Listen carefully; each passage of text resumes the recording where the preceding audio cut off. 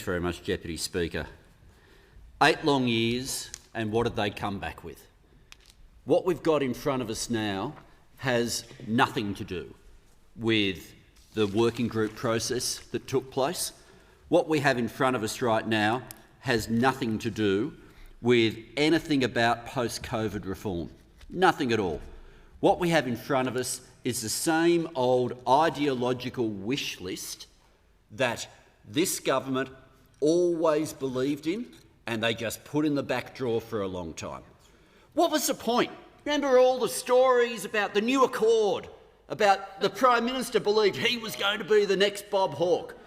And they had the unions turn up in good faith, and people sat down and they had all the working group meetings, and then at the end of it, there was a walkout during it when different factions of the business community walked out when they got upset that there was an agreement between the ACTU and the BCA to get enterprise agreements going. But whenever you had a hint of consensus, the government didn't want anything to do with that, and they ended up with a piece of legislation that had nothing at all to do with the working group process. Then, when the bill appeared, the bill in its first form had a wage cut that was available, better off overall test gone, wage cut for the next 2 years for agreements that would then last a further 2 years. 4 years where wage cuts were to be legitimised. That's what the government's response when they decided to completely ignore the working group process. And now, after we've had the process that's happened in the Senate, we've ended up with a bill which does two things. It promotes casualisation and it legitimises wage theft. That's what we've got. We've got in front of us right now legislation that is about two things, about promoting casualisation and about legitimising wage theft. Now, on the promoting of casualisation, there was an agreement that came up last week and amendments were moved of an agreement between the ACTU and COSBOA. Those opposite should never come into this chamber again and pretend that they are friends of small business or pretend that in some way their approach to industrial relations is driven by a concern about small business. Because what they did last week, and if they vote for the bill in its current form in the division that's coming up, what they're about to do now is reject the requests of the small business lobby on industrial relations. That's exactly what's in front of them right now.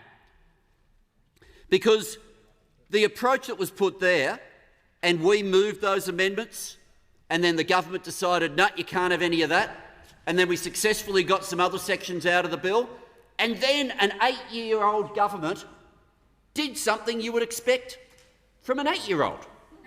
They had a tantrum.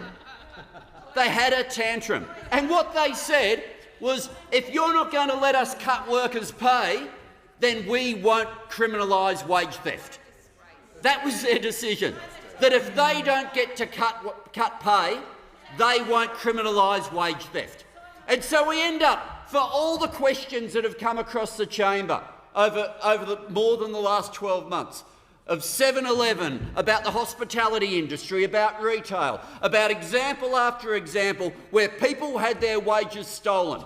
And we were told before the pandemic they would act on wage theft. It was announced on the 18th of February 2020 that the legislation to criminalise wage theft was coming in the coming weeks.